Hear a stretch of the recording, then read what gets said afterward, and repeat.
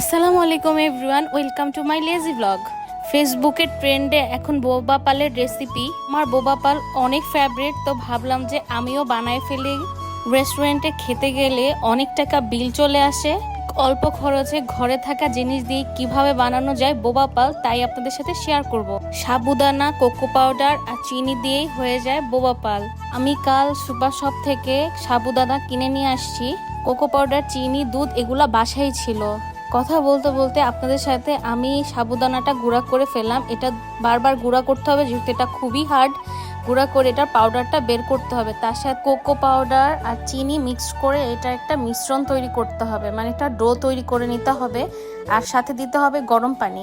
ঠান্ডা পানি দিলে এটা একদমই হবে না। আমি 1 টেবিল চামচ কোকো পাউডার দিয়ে আর 8 টেবিল চামচ আমার গরম পানি লেগেছে দিয়ে আমি আস্তে আস্তে মিশ্রণটাকে তৈরি করে নিই।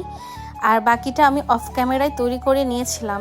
বেশি নরম বা বেশি শক্ত কোনো ডো করা যাবে না। একদম শক্ত নরমের মাঝখানে যে ডোটা হয় ওইটা করে লম্বা লম্বা করে বেলে নিতে হবে। আমার কাছে ছুরি কাছে ছিল না দেখে আমি চামচ দিয়ে করে ফেললাম। তারপরে আমি অফ ক্যামেরায় বোবা পালগুলোকে রেডি করে কিছুটা এয়ার ড্রাইড করে আমি ফ্রিজে রেখে দিই আম্মুর জন্য, যেহেতু আম্মু বাসা ছিল না আর আম্মুকে ছাড়া খেতেও খুব খারাপ লাগছিল।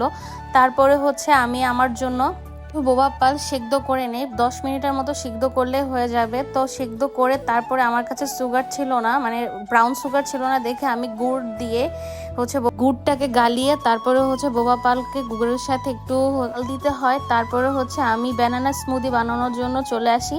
তো ব্যানানা স্মুদি বানাতে দুধ আর ব্যানানাই প্রয়োজন পড়ে। তো আমি দুধ আর ব্যানানাটাকে দিয়ে আর একটু গুঁড়া দুধ দিয়ে দিচ্ছি ফ্লেভারের জন্য, যদি একটু ক্রিমি ক্রিমি লাগে।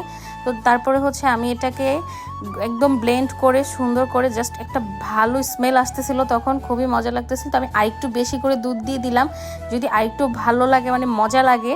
তারপর আমি আমার একটা গ্লাসে আমি বোবা পালগুলোকে ঢেলে নিয়ে আসি।